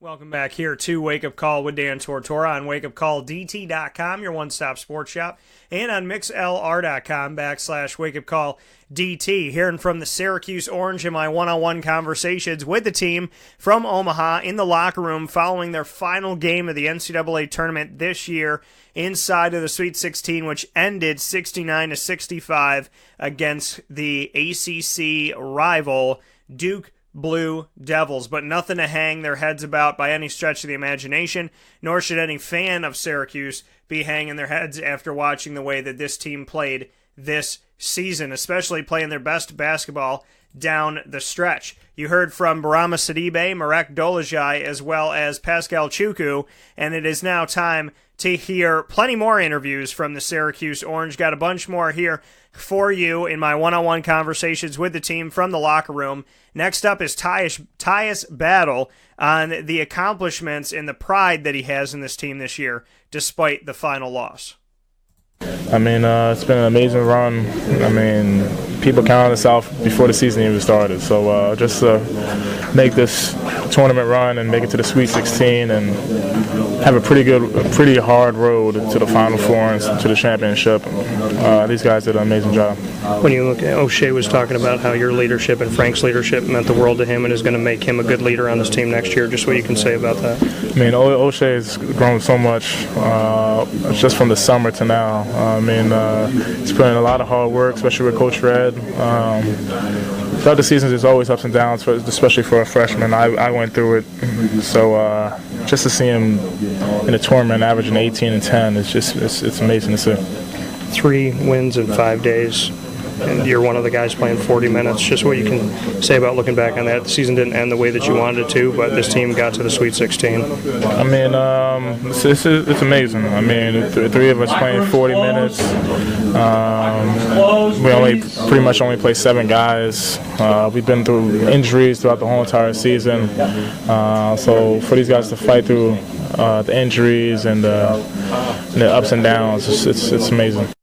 That coming from Tyus Battle. Once again, Tyus Battle coming off of his sophomore season. Everybody hoping, wishing, and praying that he is going to stay with Syracuse for another run next year. What he has put on Twitter so far, I'll let you know some updates on social media on what he has said. Tyus, it's been an amazing run. This team gave it all they had, even when many people counted us out. I couldn't be more proud of this team and to play with these guys. And then had that attitude all year, wouldn't trade none of these good men, had a good year and better run. # stay tuned is what Tyus has said so far. Coming up next is Matt Moyer about what he could say about this season. He's been involved with the team this year on and off, and he was called upon in the rounds of 32 and the round of the Sweet 16 as well. This is what Matt Moyer had to say about the team this year. It turned from a season that looked like could have been another NIT to a season that was incredible. When you look at what you did in this tournament to win 3 games in 5 days, and the fact that this team only had 5, 6 guys, sometimes 7 guys, just what you could say you took away from a season where they counted you out and you got 3 wins inside of the NCAA tournament. It was remarkable. It was absolutely remarkable. What we've done. It's just it was a special season for me. Can you take some positives, even though it doesn't end the way that you want it to? Can you look around at this locker room and see some positives moving forward? I mean, obviously the positive is we made it this far, but it kind of hurts to see see us go against a Duke team that didn't shoot it as well, but still kind of kept that comfortable gap. When I think we could have broken that gap, but I mean, like I said, it's basketball, and all credit goes to them, and they won the game. What was the difference when your team came within 1 multiple times? It's just whenever we got extremely close, and they came, or we came close. It seems like they always got like an easy basket, Marvin for a dunk or something to just keep the lead that little comfortable. I think like 3 to 5 point gap, and that's just what hurt us ultimately. Pride in the guys when you look around this locker room. Just what you could say about the team. We're some warriors. We fought. People didn't have us going this far and even getting in. So I mean, we exceeded our expectations, but I think we still could have did more. But credit goes to Duke. They did a good job. From Matthew Moyer to Oshae Brissett, from the redshirt freshman to the true freshman, Oshae Brissett is next up here on the show. Want to thank Matt for his time. Matt's always been good to me. All the guys have been. And, Matt, for somebody that's gone through some personal adversity of being able to be out there on the floor and then some injuries and things that have gone on, he's been a great sport, and he has definitely been supportive of his brothers on the team, and that has been huge for this squad. You can't underestimate the closeness of a locker room and what that means to the court. Oshae Brissett is up next on the separation in this game. What was it about Duke? They brought it close numerous times. Syracuse did. Brought it down to 1 on numerous occasions in the second half. What was the separation? They got easy buckets. We worked for every bucket we tried to get. Fouls, free throws, contested shots, while they were getting easy tip-ins, stuff like that. So easy bucket compared to a tough bucket, it's always going to be the easy one that comes down on top. Just what you can say defensively that you were seeing going up against them, when you guys were in your zone, just how they moved around, just what led to some of those easy buckets, those baseline moves that they made? It was just, lobs, really. They didn't do anything special. We got up on their shooters really well. They missed about 7 or something in a row. But, you just got to give credit to, their big guys down low. Grabbing those rebounds, putting it back up, or catching the lob that they were throwing. So they didn't do anything. That was something that we haven't seen before. It was very ordinary, but it's just they have those guys down low. What was the separation in your opinion? Was it the turnovers? I know there was 2 turnovers back to back that led to points for them. Do you think that ultimately was the difference? I can't really pinpoint one thing. In a whole, there was a lot of mistakes that we made that we should have capitalized on. Once we got them, where we wanted them on defense, they weren't scoring. We should have capitalized on the offensive end. But it's just everything in a whole. You can't really talk about one thing. You guys, not just in this game, but in other games inside of this tournament, pushed those teams into foul trouble, got them in the bonus early, and then got to go to the line. Just what you could say about doing things like that, knowing that you don't have a deep bench, but you were able to get some freebies there, not just in this game, but throughout the tournament. That's been the mindset, especially today in the second half. Coach told us to attack. We got in the middle a lot, attacked myself, I attacked a lot. And, getting them into foul trouble, like you said. So just sticking with the same mindset, knowing that we got to, attack everybody. It doesn't matter who, something that we got to do. Down the stretch, it was still a game, and you had that leaner. Just what you can say about that. I mean, it's a phenomenal play offensively. Mm-hmm. Just what you can say about that. Coach told me to get the ball, make a play, and, he guys trusted me, and I knew, I was going to knock it down, whatever happened. Just another play. you're a true freshman, and you got to go to the NCAA tournament your first season. You guys won 3 games in 5 days. Just what you could say about, even though it doesn't end the way that you want it to, just what you took away from it, especially knowing that you were one of those guys that had to play 40 minutes, and when you're playing 3 in 5 days. It's thrilling. It's something that a lot of guys don't get to experience, even upperclassmen. I'm just so blessed, with the abilities that I have to come in here and play the minutes that I do, and get the role that I have on this team. It's a great team, a lot of great players on the squad. So, I'm just blessed that coach, put me in that role. So, the guys that are coming in next year, I feel like I'm able to educate them and let them know, a lot about, how the season should be and, stuff like that. Tyus stepped up as a leader as a sophomore this season. You're talking about being a leader next year as a sophomore. Just bring me into that. You come in as a freshman, wanting to learn. Great players always, learn first before they try to, lead. And I had 2 great players in front of me, teaching me the ways, teaching me how Syracuse basketball is supposed to be, Tyus and Frank. So next year I feel like like I said, I could help those guys out because I've been here and I've experienced so much. So the guys that are coming in next year, I'll be able to just calm them down.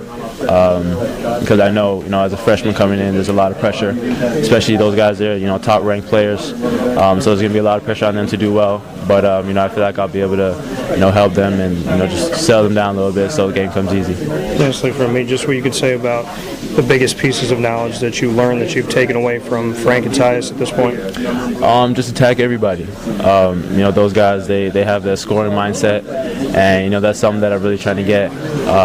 Watching Tyus play, see him go at anyone that's in front of him is, it's something great to see. So, I'm just going to add that piece to my game. Whoever's in front of me, just try to go at them because, I know I have the skill for it. So, that's just a personal thing, just taking it that anyone's in front of me. That coming from Oshae Brissett. And for those wondering, what's Oshae going to do? How many times did he say in our one-on-one conversation right there, I'm going to be here for the guys next year. I'm going to teach the guys next year. I could teach these guys next year. I can help these guys next year. I could do this with these guys next year.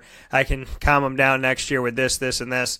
So, should give fans some peace, at least with Oshae Brissett. Coming up next is his teammate in my one-on-one conversation with Howard Washington Jr., who got hurt this year and has had to have surgery and is in the rehab process. He was on the sideline, but what his takeaway was from the team's run this year and so much more is coming up from Howard. It's been great. Definitely unexpected. Everybody's seen the videos and stuff online. We didn't know if we were getting in the tournament. We didn't know what was going on. Every game we played our hardest. We only ended up with 20-something wins or whatever. But nobody expected us to be here. I don't think a lot of us probably didn't expect for us to be here at this point. I guess that just shows the grit, determination that the team brings every day to practice, every day on the road, every day just in the locker room. We're a unit.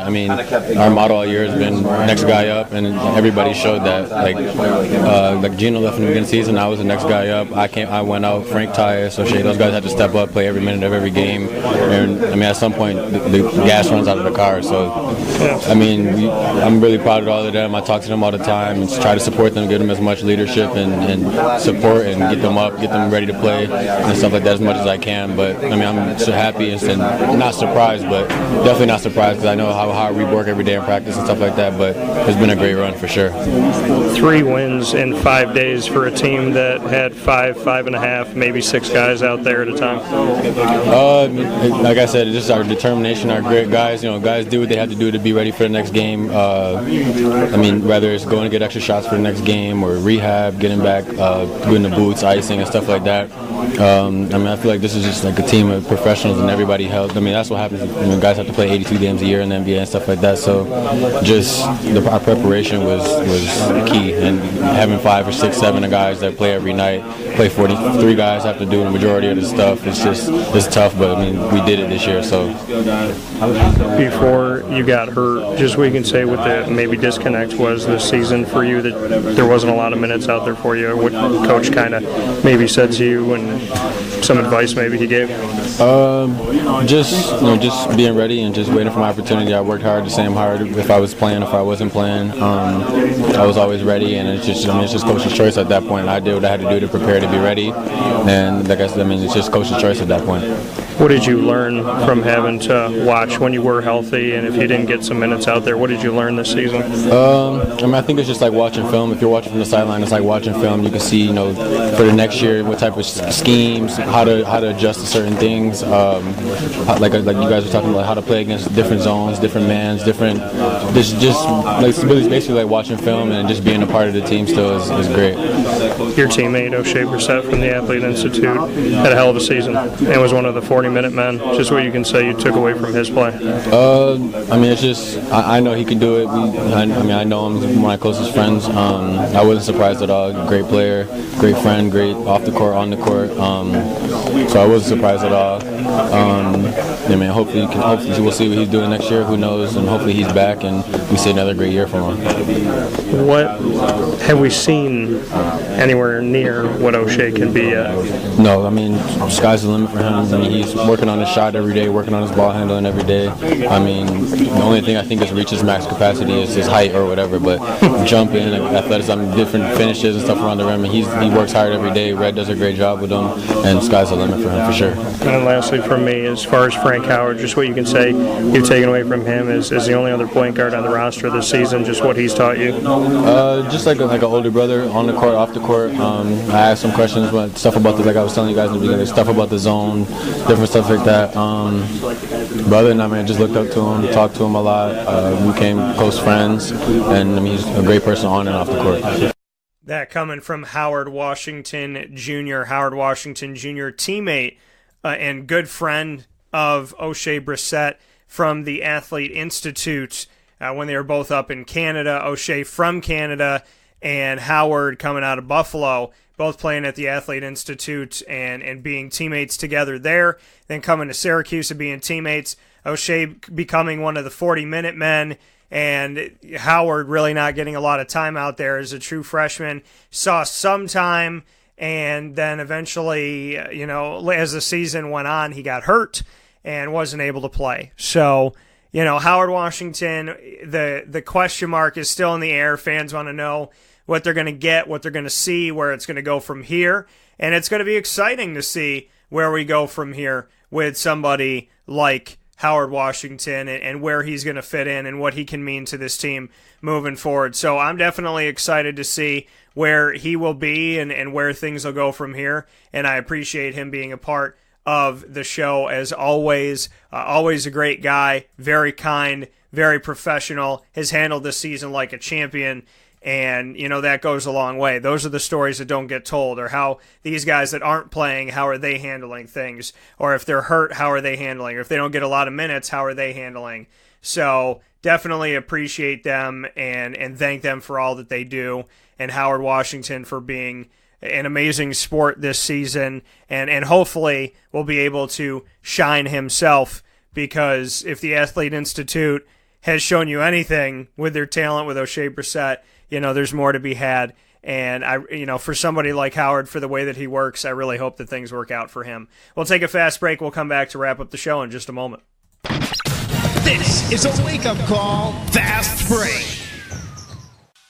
I'm George Townsend of Honda City with some good advice when buying a new car. The true cost of owning a new car is determined by the appraised value when you trade it. No vehicle appraises higher than a Honda. Next, look for low APRs and deep discounts. You also want low maintenance costs and great fuel economy. That's why my advice to you is to buy a new Honda. Looking pre-owned, visit our Honda Certified Used Car Center. Honda City, 7140 Henry Clay Boulevard, Liverpool, or HondaCity-CNY.com. It would be a pity if you don't shop at Honda City.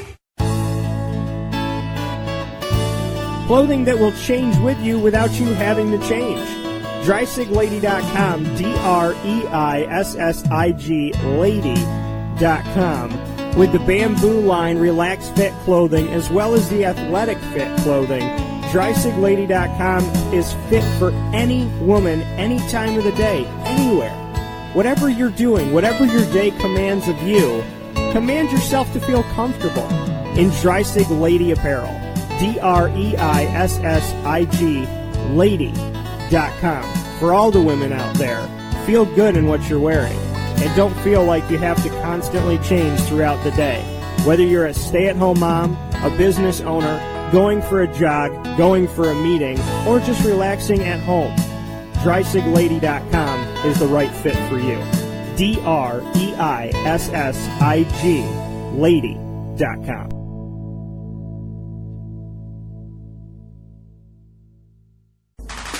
The Wildcat Sports Pub in Camillus, New York is located on 3680 Milton Avenue in the Home Depot Plaza. It is your family-friendly sports bar and restaurant. Folks, some sports bars aren't family-friendly. Some family-friendly restaurants are not sports bars. The Wildcat Sports Pub in Camillus, New York is proud to be both.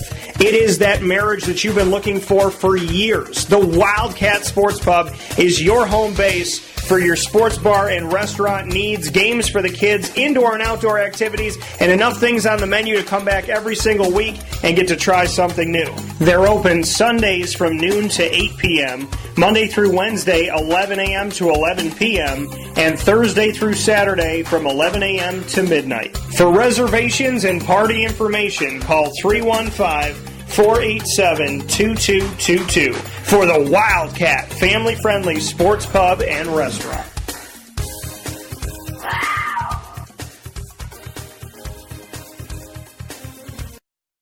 Welcome back here to Wake Up Call with Dan Tortora on wakeupcalldt.com, your one-stop sports shop, and on mixlr.com/wakeupcalldt. Thank you for tuning in, as always, every Monday through Friday from 9 a.m. to 11 a.m. Eastern Time. That is Eastern Time, 9 a.m. to 11 a.m. Eastern Time. I know we have a ton of listeners here in Central and Upstate New York, up and down the East Coast, but we also have listeners in the Midwest and the West Coast. And as I continue to travel and cover different things outside of Central and Upstate New York in these areas, you know, we undoubtedly are going to gain some more people there too. So thank you to everybody that's listened, and thank you to all the cities that have allowed me to come there and do the show live, including Dayton, Ohio, Detroit, Michigan, and Brooklyn, New York, as well as the videos that we did in Omaha, Nebraska, this NCAA tournament and ACC tournament time. So a big thanks to each of those cities and to everybody that tunes into the show. Really appreciate it, and thank you so much for it. Getting you set for this week. We got a lot of stuff coming up this week. Very excited about what's coming on. So we're going to have plenty of different interviews and some awesome surprises. I have a feeling some cool things are coming your way as a listener, so I'm very excited for that. We're obviously going to hear from Syracuse Orange alum on this season and what they took away from it, and we'll have plenty coming up here this week as we get set for Easter. We're inside of Holy Week. We just had Palm Sunday. We're going to have Good Friday, Good Thursday, Holy Thursday, Good Friday, Holy Saturday, and then Easter Sunday. So got a lot coming up here. Hope that you're all doing very well, and I appreciate you being a part of the show once again. Make sure you find the show on Facebook at Wake Up Call DT, on Twitter at Call DT, on Instagram at wakeupcall_DT, on youtube.com/wakeupcalldt, and you can find it all, including articles, videos, the show archives, the RSS feed, the iTunes podcast, as well as the downloadable app powered by Podbean, all in one place on wakeupcalldt.com. That's wakeupcalldt.com. DT for Dan Tortora, as always. Thank you for tuning in. Appreciate it very much. Have yourselves a great day. And I want to make a note here, two quick things. Number one, we're doing our first ever broadcast from Chick-fil-A live on location. Come out and see us tonight, March 26th at 6 p.m. We're going to be doing our first show at CNS. So as you know, I've done some shows with Baldwinsville. We do a monthly show with the West Genesee Wildcats at the Wildcat Sports Pub. That same type of model is being taken to Chick-fil-A Cicero, and will feature Cicero North Syracuse every single month. And so our first month here in March, we will be featuring CNS Girls Lacrosse, and I will be at Chick-fil-A tonight, and I'm going to be there. I want to let you know really quick here who's coming up. So come and see us tonight for dinner at Chick-fil-A Cicero in Cicero, New York, obviously. And you'll come and see Jess Foley, Olivia Messina, and Caitlin Lippert of the CNS Girls Lacrosse team, as well as their head coach, Lloyd Hamilton. So make sure that you come out and see us at Chick-fil-A Cicero on 7916 Brewerton Road. That's 7916 Brewerton Road in Cicero, New York. At 6 p.m. today, March 26th, we will unveil Wake Up Call with Dan Tortora live on location at Chick-fil-A. Long time coming, folks, and I could not be happier to make a statement like that. So Chick-fil-A Cicero tonight, 7916 Brewerton Road in Cicero, New York. Come and see our live broadcast at Chick-fil-A Cicero with the CNS girls lacrosse team, head coach Lloyd Hamilton, as well as players Olivia Messina, Caitlin Lippert, and Jess Foley at 6 p.m. tonight. And the other thing I want to say is I want to put out a very special prayer for a grandma in the community here. I'm just going to pray for her and pray that she has peace, pray for a miracle. I know that God creates those as well, so I'm just praying and hoping that everything will work out for a grandmother in our community that needs your love, needs your prayers, and needs your support right now. So send the love to Grandma and to all her loved ones, and God bless to each and every single one of you. Thank you to you all for listening to the show, and I will see you tonight at Chick-fil-A at 6 p.m., and you'll hear from me tomorrow morning on Tuesday, March 27th at 9 a.m. to 11 a.m. Eastern Time right here on mixlr.com/wakeupcalldt. God bless, and a thank you to everybody on the show today. Howard Washington Jr., Oshae Brissett, Bourama Sidibe, Paschal Chukwu, Marek Dolezaj, as well as, did I miss anybody here? So Marek, Paschal, Bourama, Oshae Brissett, Tyus Battle, as well as Howard Washington Jr. and Matt Moyer. Thank you so much for being a part of the show, and thanks to you for being a part of the show as well. God bless, have a great day, and I will see you at Chick-fil-A. See what I did there? Little rhyme, little Dr. Seuss before we end the show. Have a good day, folks.